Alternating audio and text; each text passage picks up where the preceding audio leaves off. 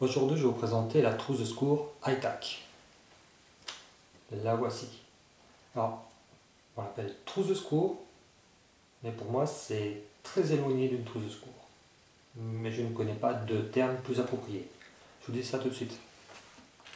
Pour moi, une trousse de secours, c'est ça. Vous connaissez tous, vous en avez différentes formes.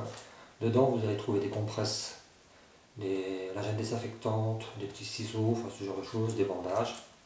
Donc, c'est ce qu'on appelle une trousse de secours. Dans la Hi-Tac, vous n'allez rien trouver de tout ça. En fait, la pochette Hi-Tac a été développée par, on va dire, deux opérateurs. On ne connaîtra jamais leur identité, c'est tenu secret pour des raisons de sécurité. Donc, sur le site d'Imatex, vous avez des pseudonymes qui sont utilisés, qui sont intervenus sur l'attentat du Bataclan.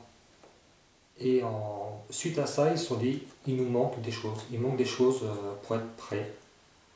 Parce qu'à partir de ce moment-là, ils ont compris une chose, c'est que les secours et la population étaient prêts pour une période de paix, pour des blessures, on va dire, de paix. On est passé dans une période de guerre. Une guerre avec le terrorisme et blessures conséquentes, des blessures de guerre. Donc il faut y pallier.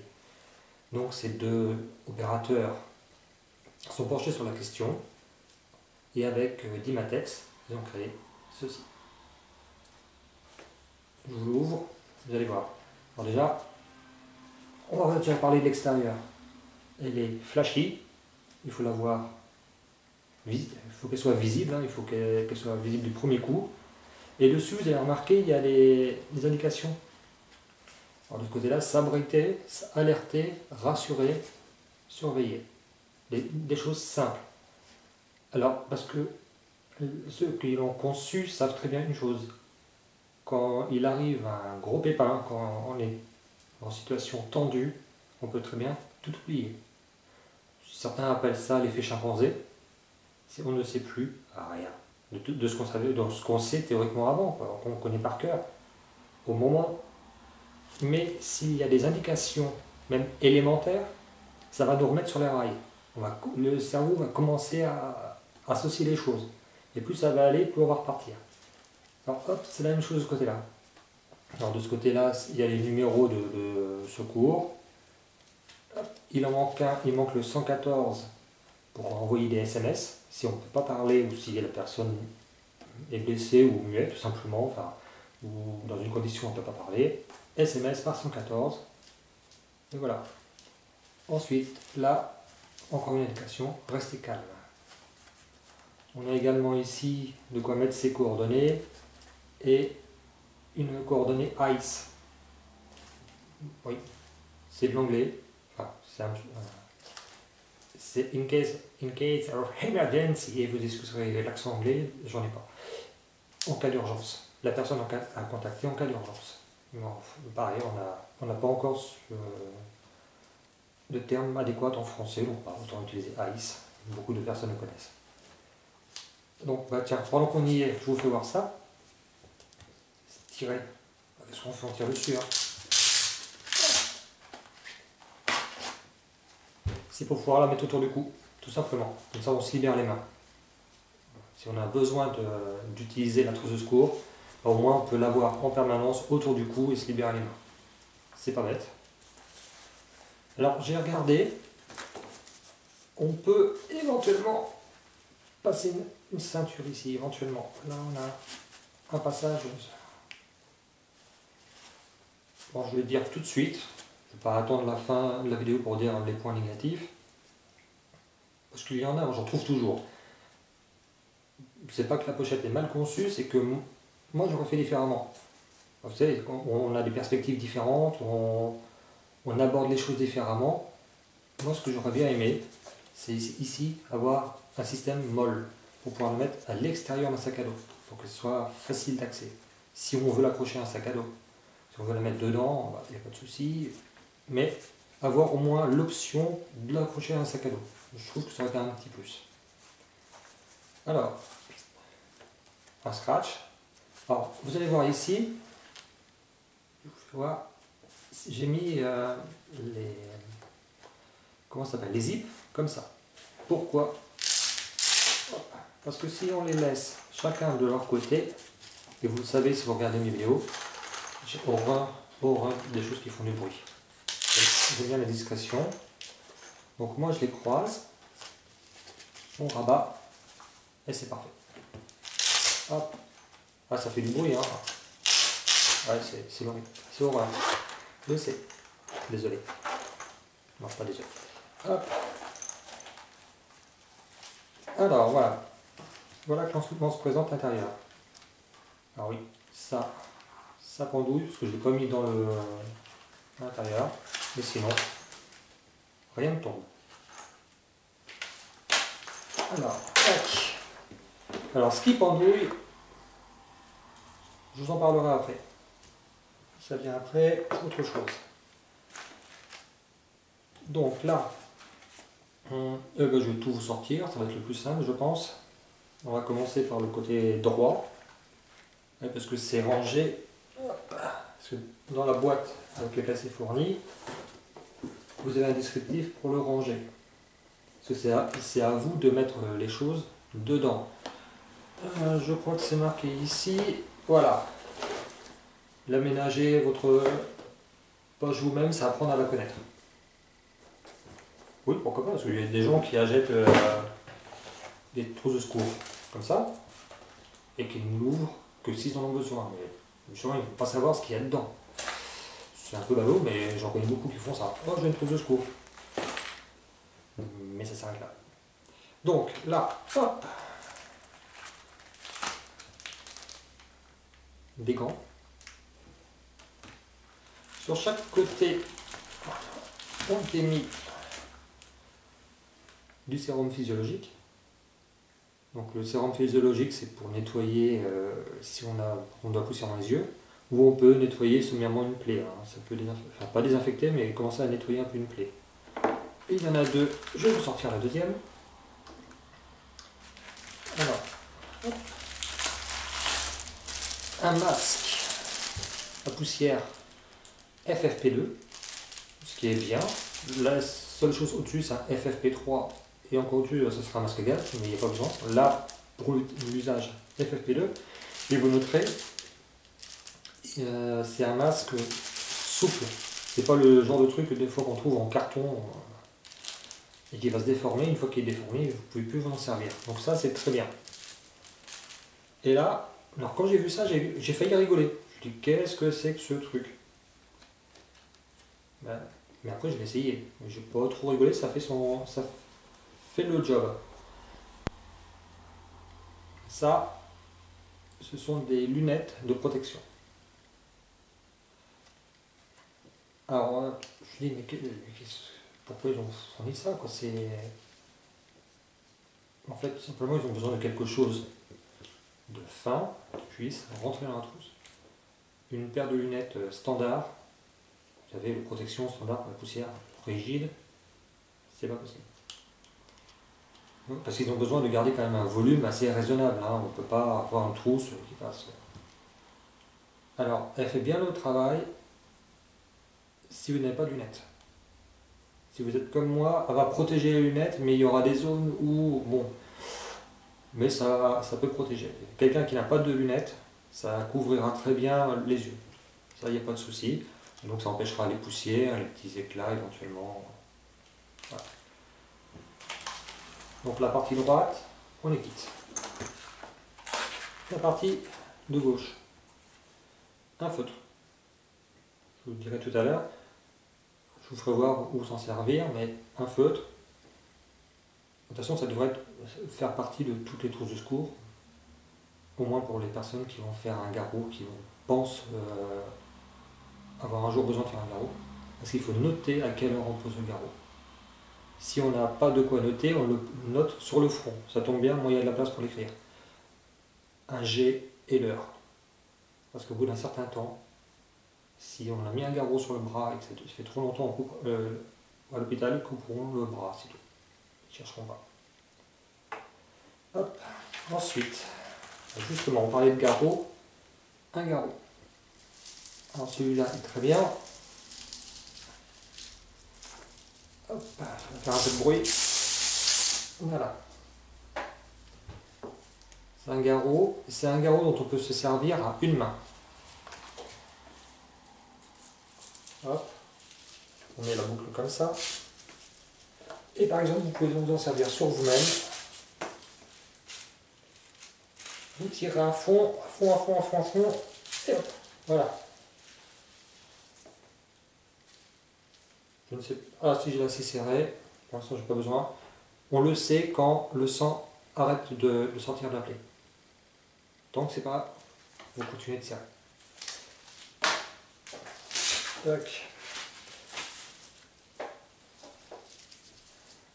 Alors perso, encore une petite remarque. Perso, moi j'aurais préféré l'usage d'un garrot tourniquet. Regardez sur internet, vous mettez garrot tourniquet, garrot israélien, et vous allez voir de quoi il s'agit. Je trouve que c'est plus pratique. Mais ça, c'est déjà bien. Si vous avez que ça sous la main, c'est très bien.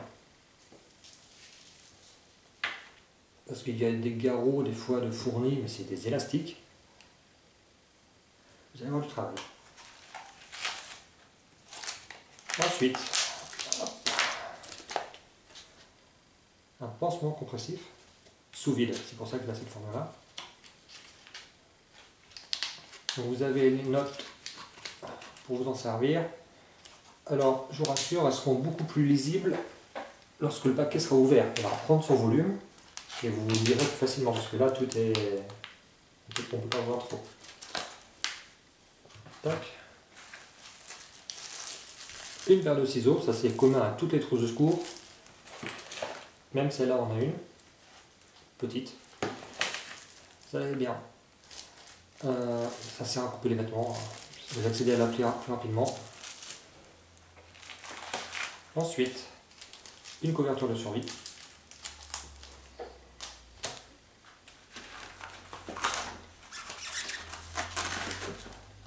Et là, vous avez la fiche du stylo que vous pouvez remplir avec le nom, prénom, date de naissance, numéro de personne à prévenir, traitement, allergie, groupe sanguin. Vous gardez ça avec vous dans la trousse. Là, les secours, si c'est vous qui êtes blessé, sauront déjà suffisamment de vous. Alors là, on a une autre fiche. Hop, je vais tirer dessus. Je ne sais pas si vous voyez bien. Donc, des conseils encore pour éviter l'effet chimpanzé. Donc, les choses vraiment élémentaires. On va au plus court, restez calme. Voilà, c'est vraiment des formules. Et derrière, vous avez encore d'autres consignes, un petit peu, on va dire, un peu plus élaborées. Quand vous commencez à sortir de l'effet chimpanzé, c'est-à-dire ce blocage intellectuel, parce que vous êtes un peu en état de choc, dans une situation stressante, une fois que vous commencez à en sortir, j'ai des petits fils rouges dessus, vous pouvez commencer à lire ça et à comprendre ce que vous lisez, et à intervenir. Et enfin, un sifflet, pour vous signaler si vous avez besoin de vous signaler.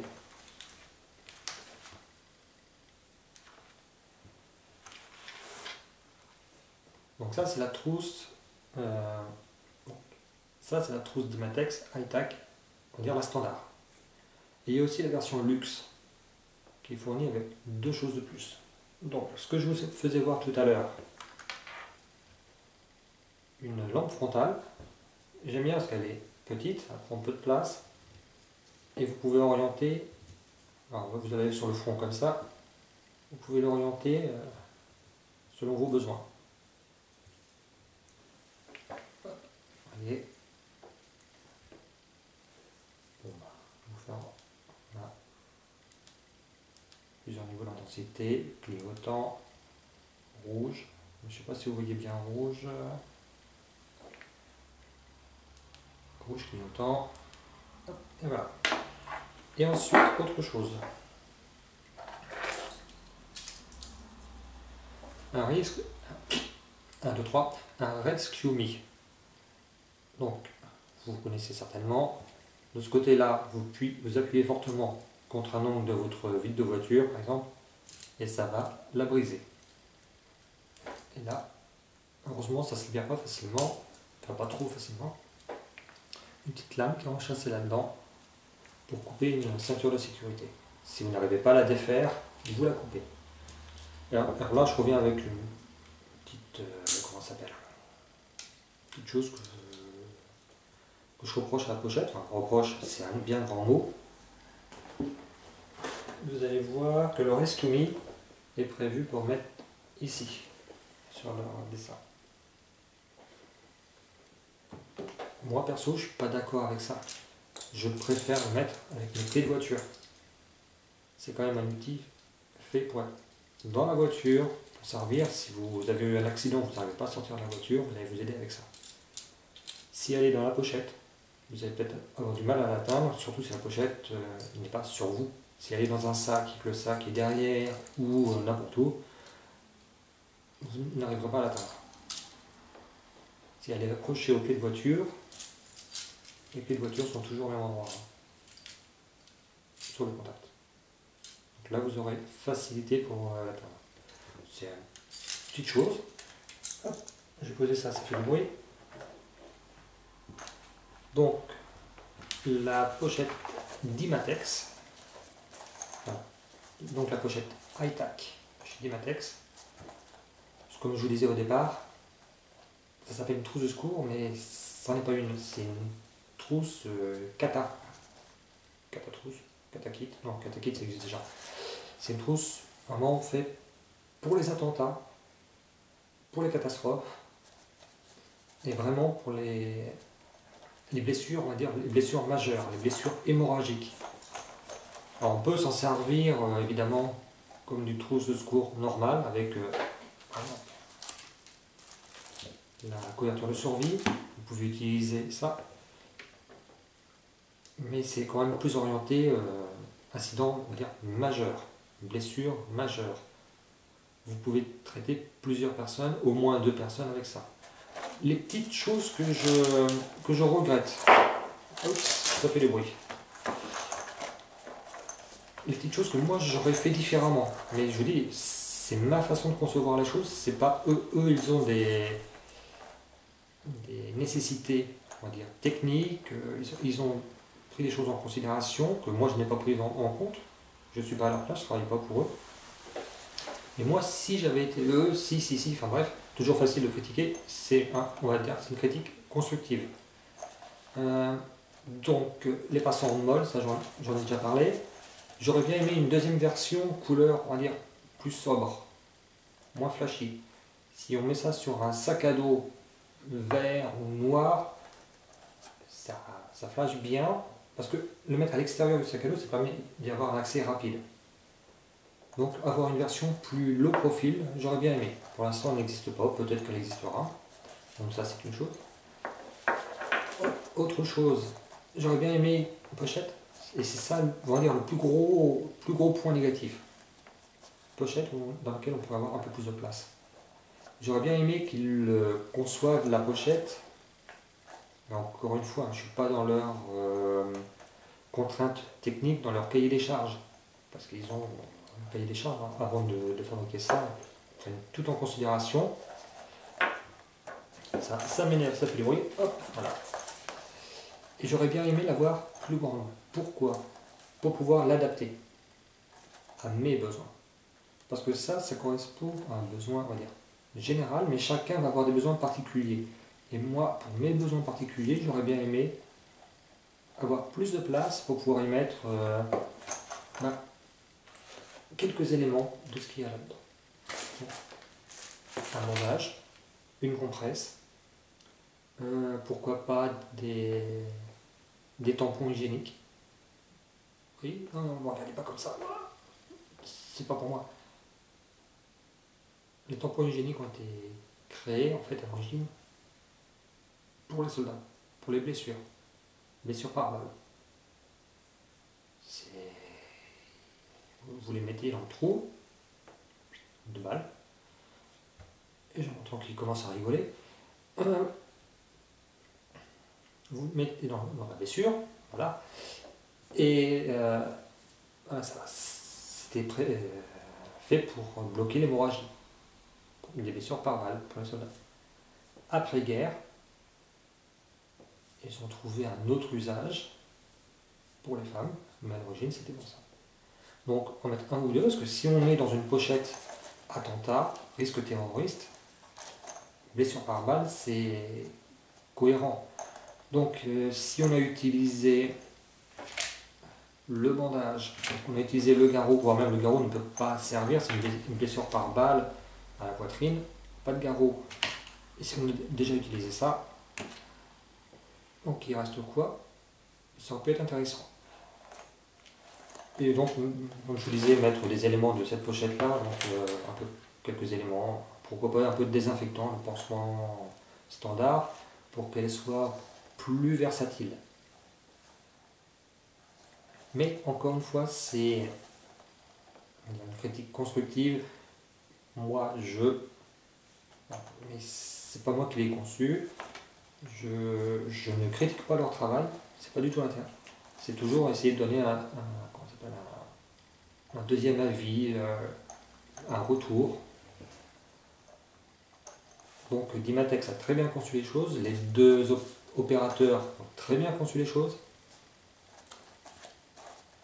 Moi, perso, j'ai des besoins différents. Alors peut-être que ça a été conçu aussi pour davantage pour les personnels qui vont porter les premiers secours aux victimes, plus que pour moi, Monsieur X, monsieur tout le monde. Ça c'est même sûr. Donc c'est pour ça qu'ils n'ont pas rajouté mais bon, un petit peu plus de place pour que chaque personne puisse la modifier à son gré. Je trouve que ça aurait été un grand plus. À savoir, cette pochette a déjà dû servir en Espagne, suite aux attentats en Espagne.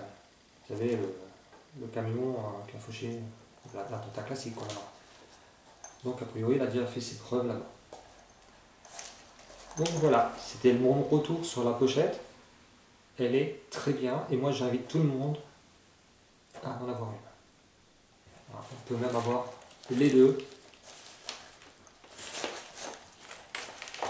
Parce qu'on est passé vraiment dans une autre logique. Maintenant, c'est vraiment une logique. Les risques d'attentat sont majeurs. On est dans une situation de guerre. Il faut le dire, hein, guerre contre le terrorisme. Et tout le monde peut être impliqué dedans. Ça a été conçu parce qu'on manquait de moyens pour répondre aux blessures des victimes. Les secours manquaient de moyens, mais les personnes impliquées dans les événements, eux aussi. Alors, dernière chose, ça ne vous servira à rien. Si vous n'avez pas une formation premier secours, ne l'achetez pas. Ça ne vous servira à rien. Faites une formation premier secours. Alors, je ne sais plus le nom que maintenant ça doit avoir, mais il en existe différentes. Vous pouvez en passer au travail, vous pouvez passer toutes les formations de premier secours que vous pouvez, monter en échelon, en fait, premier niveau, deuxième niveau. Allez-y, parce que maintenant c'est indispensable. C'est juste indispensable et ça devrait même être à l'école. Ça devrait avoir une formation, avoir un diplôme à l'école, fourni par l'école. Mais bon, ça c'est un autre sujet. Toujours est-il que cette pochette est très bien conçue, et je pense que c'était voulu relativement peu de place, peu de poids, et pourra sauvera des vies, si ce n'est déjà fait, elle sauvera des vies. Donc voilà, c'était mon retour, c'était pour vous présenter la pochette, et j'espère une chose, c'est que ça vous donne envie de l'acheter. Allez, ciao.